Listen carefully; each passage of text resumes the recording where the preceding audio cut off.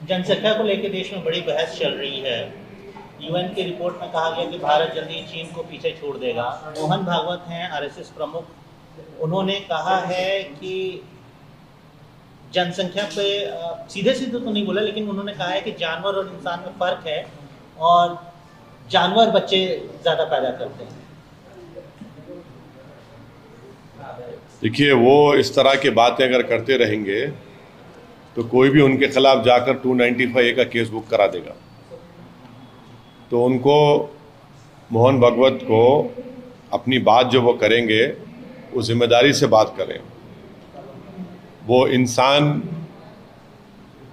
जो औलाद इंसान को होती है, उसको जानवरों से मिला दे रहे हैं, ये क्या बात है?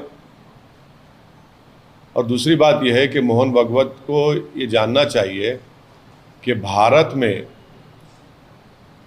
वो जाकर मालूम कराएं कि कितने फर्टिलिटी के क्लिनिक्स खुल चुके हैं, कितने माँ बाप परेशान हैं जिनको औलाद नहीं हो रही है, जिनको बेटा या बेटी नहीं हो रही है। और भारत सरकार को तो एक कानून बनाना पड़ा उसके ऊपर, सरोगेसी के ऊपर। मोहन भागवत साहब ये क्यों नहीं बोलते कि यही मोदी सरकार ने जो बच्चों का दूध होता है उसको कमर्शियलाइज कर दिया मोदी सरकार ने? इस पर नहीं बोलेंगे कुछ वो? ये भारत का कल्चर है कि एक माँ के दूध को लेकर बेचा जाए। और फिर वो इस मुद्दे पर एक और बात मोहन भागवत साहब को, जो जानते हैं मगर अपनी आंखें और दिमाग पर पर्दा डाल देते हैं। क्या ये बात सच नहीं है मोहन भागवत साहब कि भारत का TFR रेट गिरा है? क्या ये बात सच नहीं है आरएसएस के सरसंचालक कि मोदी सरकार जिसकी छत्रोछाया में वो रहती है, जिसका पूरा सपोर्ट आप करते हैं, आपका ऑर्गेनाइजेशन करता है, उन्होंने सुप्रीम कोर्ट में जवाब दाखिल किया कि भारत में 2 चाइल्ड नॉर्म की ज़रूरत नहीं है? क्या ये बात सच नहीं है कि अप्रैल 2, 2022 को ये जो सरकार के लिए आपने बड़ी मेहनत की सत्ता में लाने के लिए, उसका हेल्थ मिनिस्टर राज्यसभा में खड़े होकर एक प्राइवेट मेंबर्स बिल के जवाब में, जो बीजेपी के और एक आरएसएस के एक्स आइडियोलॉग ने बिल लेकर आया था, उसके जवाब में कहा कि भारत में इस तरह के कानून की ज़रूरत नहीं है। आप पॉपुलेशन से इम्बैलेंस कहाँ देख रहे हैं? आपको तो ये देखना चाहिए कि जो भारत की जो डेमोग्राफिक डिविडेंड है, उसके लिए आपकी ऑर्गेनाइजेशन ने, जिस पार्टी को आपने सत्ता में लाया, उसने क्या किया 8 साल में? क्या पूरे विश्व में कोई देश ऐसा नहीं है जहां पर 50 साल से 50% आबादी 25 साल के उम्र की है, 60% आबादी 40 साल की उम्र की है? आपने उनको रोजगार क्यों नहीं दिया? 8% बेरोजगारी हो चुकी है भारत में। पूरे विश्व में सबसे ज्यादा बेरोजगार युवा अगर है तो भारत में। इस पर बात करिए ना मोहन भागवत साहब। जिस पार्टी को आपने सत्ता में लेकर लाए हैं, 8 साल से 60 लाख नौकरियां केंद्र सरकार में, और आज प्रधानमंत्री कहते हैं कि 2 साल में 10 लाख देंगे। भाई वो क्यों नहीं देंगे पूरे 60 लाख? आप पॉपुलेशन के बारे में बार बार आप बात करके एक समुदाय के खिलाफ नफरत आप पैदा करते हैं। लेकिन सर, आप पॉपुलेशन रेगुलेशन को क्यों अपोज कर रहे हैं? ये तो हम चाइना को भी पीछे छोड़ क्या पॉपुलेशन की वजह से मोदी सरकार चीन जो 1000 स्क्वायर किलोमीटर की भारत की जमीन पर कब्जा करके बैठा है पिछले 2 साल से, पॉपुलेशन की वजह से नहीं हटा पा रही उनको? क्या पॉपुलेशन की वजह से भारत के प्रधानमंत्री चीन का नाम लेने से डरते हैं? आप लोग इस बात को समझिए, जो गलती चीन ने की वो भारत को नहीं करनी चाहिए। आप लोग बार बार चीन क्यों, पॉपुलेशन आगे बढ़ जाएगा तो कभी जाकर हैदराबाद हो, दिल्ली हो, मुंबई हो, पुणे हो, जाकर फर्टिलिटी सेंटर्स में पूछिए उन माँ बाप से, पूछिए कि किस तरह तड़प रहे हैं वो लोग औलाद के लिए। पूछिए कभी जाकर, आप उस पर भी स्टोरी करिए।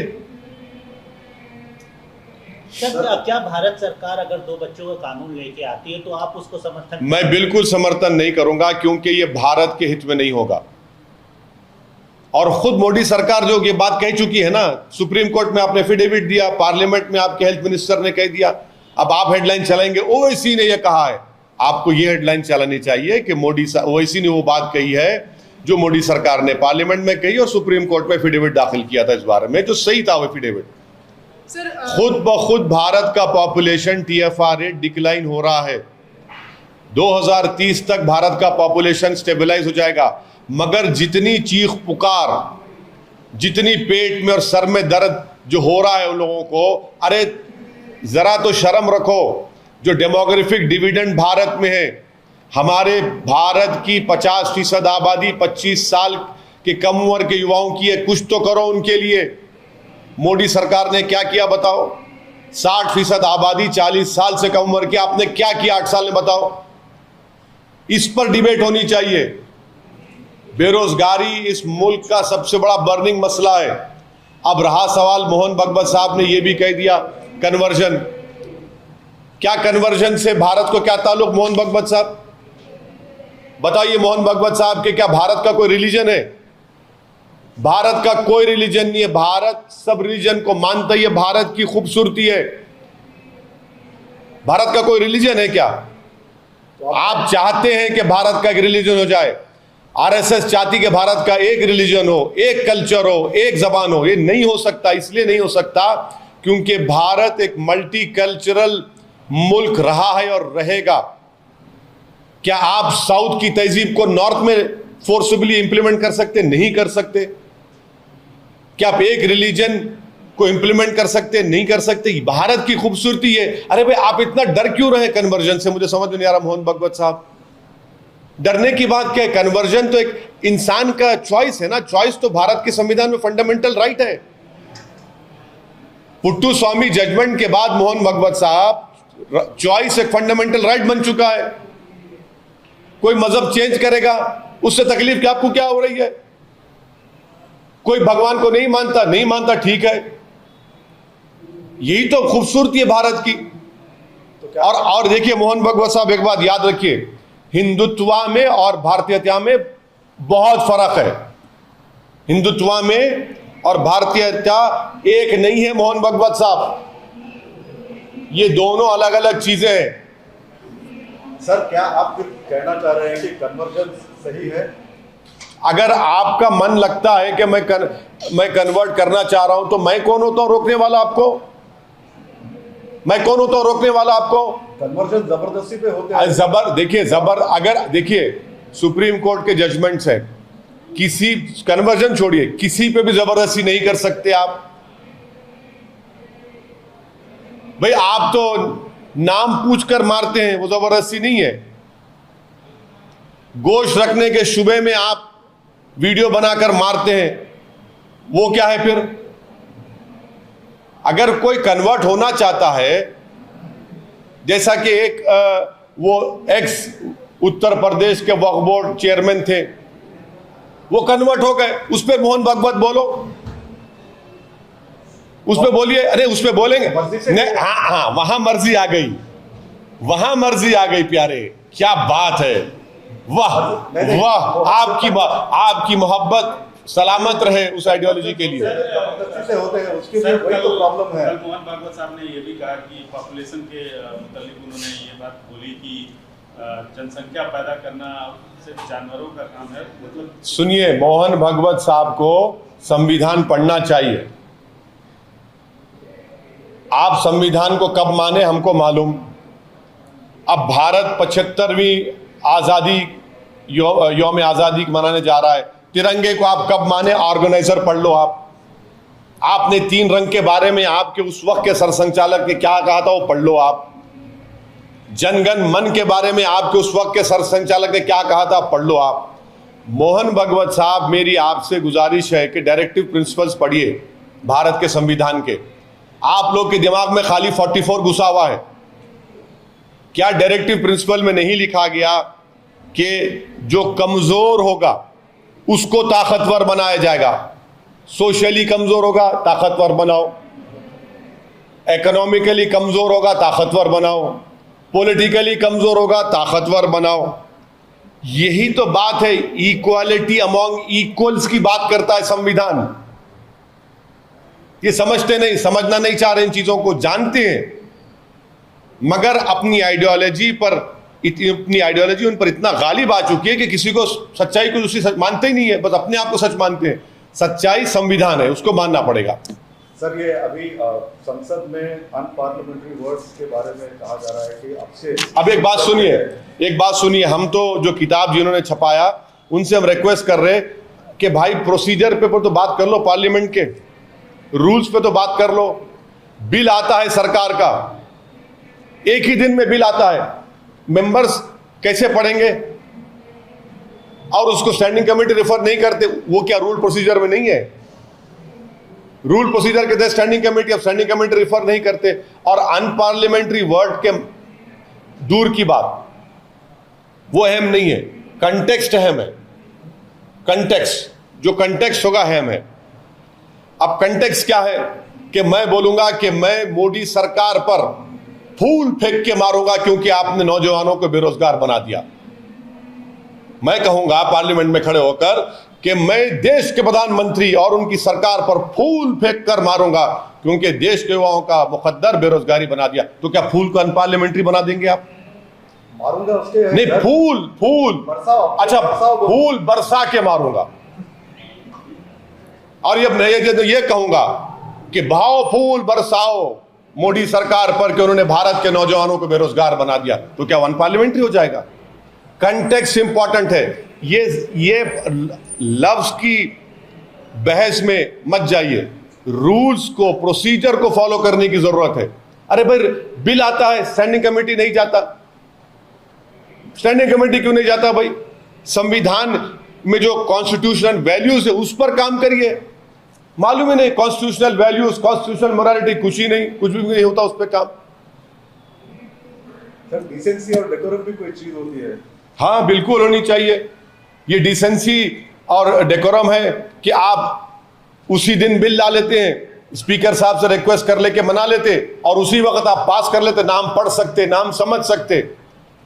भाई देश की जनता को हम जवाब दें, अगर कोई बिल लाते, कानून बनाते तो हमको पढ़ने का मौका मिलना चाहिए, स्टैंडिंग कमेटी को जाना चाहिए। लेकिन सर ये तो कितने नहीं, लैंग्वेज इंपॉर्टेंट नहीं है मैडम, कंटेक्स्ट इंपॉर्टेंट है।